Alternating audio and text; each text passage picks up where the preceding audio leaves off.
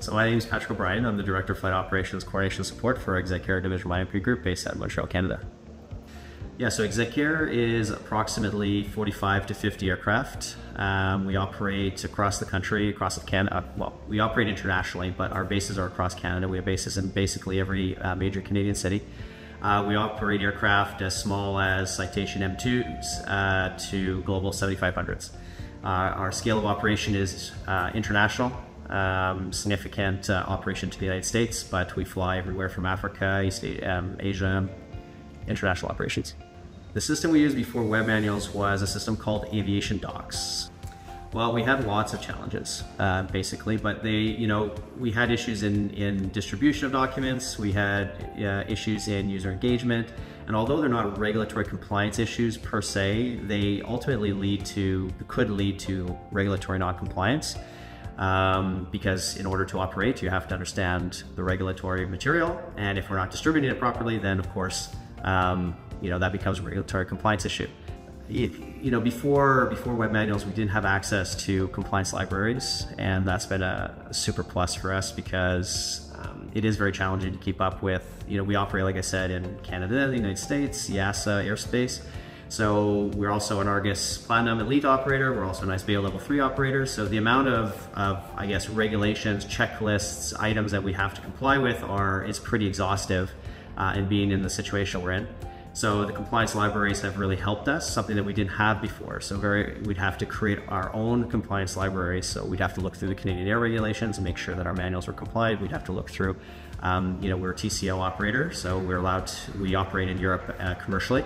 So there's some regulations that we have to follow there as well. So by using the compliance libraries, it's been a lot easier for us to kind of make sure that our manuals are maintained. But before we didn't have that. So I would say that's probably the 2 or 3 biggest issues that we had previously. It's allowed us to really improve our document distribution. We've centralized document distribution. We used to be siloed, right? So documents would be in various different repositories. We'd have, the flight ops department would have a repository, and even within the flight ops department, the chief pilot would have his little treasure chest of documents. And it became very difficult to manage the source of truth. And that's a big problem. So with web manuals, we were able to tie it all together, centralize all those different silos. So now we're working off of a centralized database. And that's one of the things that we were able to really drive with the API integrations that web manuals offers. By doing these API integrations and using the web manuals platform, we've been able to get to more of a passive distribution model where, hey, we know what your job is. Here's your access. You have access to the documents. You can go and get them when you need them, rather than having a very active distribution model. So I think that would be one simple one. The second efficiency that I think we've gained as well is the self-contained approval workflow process. So we went from, it was a mess before. We would have Word documents that would be sent off in copies, and then people would do track changes. Some people wouldn't even do track changes. People would highlight documents, and then the person responsible for kind of getting all of this different feedback would have to then re-engineer this document almost from scratch every single time. And that was extremely challenging. So now, by having the process built in the platform, we're able to really get away from that. So the document goes to one person, they make their changes, it's very clear what the changes are, then it goes to reviewers, they can add comments, and it's all tracked, it's all self-contained, and that's driven quite a bit of efficiency for us. I think the biggest change to web manuals that we've seen in the last 5 years has been the reader app, India Reader app. That for me is by far the biggest change. It worked out for us because we needed time to build the web manuals platform in how we wanted to use it, like I mentioned. So that gave web manuals time to also build their reader app, which I think it was, web manuals would agree. The previous reader app was needed to refresh. So once that came along, I think for us that was probably one of the biggest changes that made a huge impact, because it allowed us to roll it out to the pilots, and so we increased our user base by 130 right off the bat. So I think, like I said, we've had many successes with web manuals. We've gone through many increases in efficiency due to the functionality that we've gained from them. But I think one of the things that I'm most proud of or most happy about is bringing our regulator into our web manuals relationship and allowing them to access and review documents through the web manuals portal. Transport Canada is an organization that needs to be efficient with their time. They have a lot of operators to look over. And by being able to quickly access the document, review the changes very quickly, and approve the document right in the platform, saves them time, saves us time, and it delivers actual data to the regulator, which I think is very important. So regulatory compliance for us is the name of the game. That's what we do. It's critically important. It's one of the most complicated things that we do as well. We operate in numerous jurisdictions. We operate in the United States. We operate in Europe. We operate across the world. So we're also an ISBA Level 3 operator. We're an Argus Platinum Elite operator, one of the only in the country. So what comes with that is, having manuals that tie in with all of these regulatory requirements and all these different auditing companies.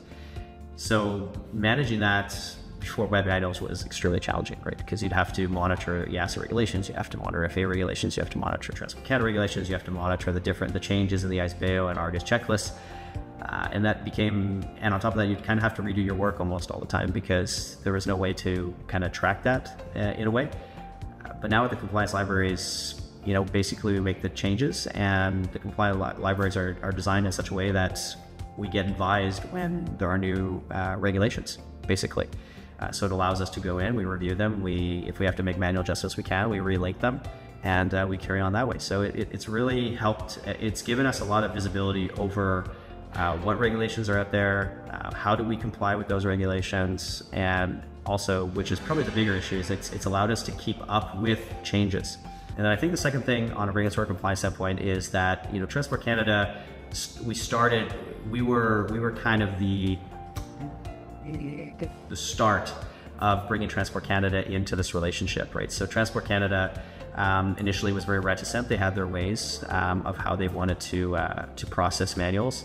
But we built a case study with them. We brought them in. We did demos with them. We showed them how the system works, and they really saw the value in it, right? They see that having summarized changes in a very clear way is safer. Why? Well, because you don't have to go scrolling through 300 pages of documents to find what has changed and then misread it or miss a change. Or in web manuals, it's all controlled. So it's a summary, it's quick. You can go through and you know what has changed. You can see the previous, you can see the after, you can see why it was changed.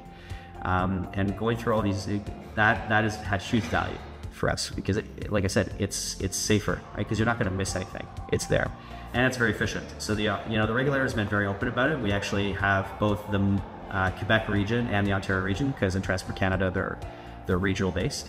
Both of those offices are using web manuals today to approve our documents, and that's been amazing.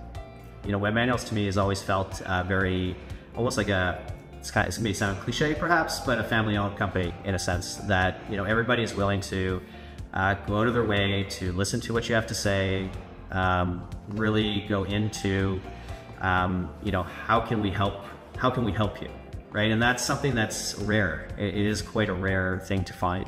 When I talk about web manuals for me is a journey, right? It's not something that I expect an end to. It's something that, web manuals is growing. It's evidently clear on the conference that I just attended that web manuals is growing as a company, and it's an innovator, and that's what Execaire is, an innovative company. We try to be innovative, and I think we are innovative. So we tend to try and find partners and vendors that share our common goal of innovation, and that's been abundantly clear to me through this conference.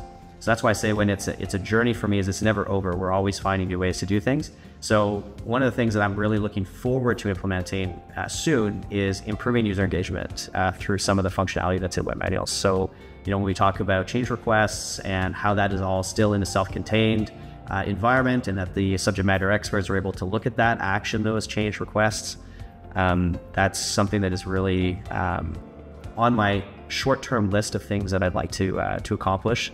And I think once we get to that point, we're really cooking. I think the second thing that the future holds for us in web manuals is driving more user engagement. This is something that's extremely important for me. it's something that a lot of operators have trouble with is, if you issue a new manual, right, which has important things in it, right? It's new regulations, it's new processes, new policies. How do you make sure that the end user understands what that change was, maybe even why the change was made? This is something that a lot of operators have challenges with, and I think something that we as an operator need to really concentrate on. And web manuals is a tool a very good tool to allow us to do that through change requests in the system. Maybe future collaborative tools built within web manuals. So that's something that we're going to drive to. And then I think the last thing that, or not the last, like I say, web manuals is a journey for us. So I say the last thing, but it's not really the last thing. The last thing for us right now that's in the short term, in my short term kind of goals would be to really expand on the API integrations. We were working with a company called Vocus, which is a company that web manuals knows well for risk identification. And one of the things that we've started to explore is linking the risk identification aspect of Vocus with the actual manual itself. So when a pilot gets an alert, for example, that says, hey, you're operating into an uncontrolled aerodrome, that they're able to quickly link in to the company operations manual section of operation into an uncontrolled aerodrome. And that's a really powerful technology, right? Because a lot of pilots will look at that and be like, okay, I'm operating into an uncontrolled airport. But what does that mean? Where's the guidance material that I have to access to be able to operate? So by linking that, that's a super powerful feature that we're exploring. And that the use cases for that are infinite. And then in the same line, we're going to be moving our MELs into web manuals, right? And MELs are very important, and we have our own technology for pilots to report defects and report issues with the aircraft. But by having the manual in a digital format, we're looking to be able to pull the MEL data from the manual and put it into our app, so that when a pilot is declaring a defect with an MEL, with MEL release, they don't necessarily have to leave their application to go into web manuals to find the data. The data could be pulled into the app, or otherwise we could also link directly into the web manual. But basically that kind of technology, I think, is going to be super powerful for us, because everybody's very busy, right? And attention spans are continuously becoming problematic. So we need to be able to find ways to use technology to drive people to actionable data, right? So don't make people search for it, like, what do I need to know now, right? And build that business process. And that's kind of what I think the future holds. And digitization of manuals is step one in that capacity, because you can't do anything with PDFs, basically. Recommendations to shifting to web manuals. Take your time, right? These things are not, we're talking about regulatory documentation, we're talking about things that people need to access. So rushing implementations is never a recipe for success. So this is something that I have personally grown on over the last 10 years. When I first came into aviation, I kind of wanted to shove technology everywhere it could be. And sometimes that turned into a mess because I didn't properly plan out what needed to be done. But now, I've kind of learned to take my time, and with digital documentation especially, you really have to, it's not an easy flip of the switch, right? There are tools to make it easier, right? We talked about document importing and stuff like that, but the reality is that change management exercise is very important, that it be done properly, slowly, in a controlled environment. And like I said, it took us 5 years to implement web manuals. That's probably a little excessive, but it is no easy feat to convert 1,200 documents to digital documentation. But it is absolutely what needs to be done, because the power of having documents in a digital format is, I think, a new frontier in terms of what we can do, the integrations we can do, the accessibility to data, and the ease of accessing that data.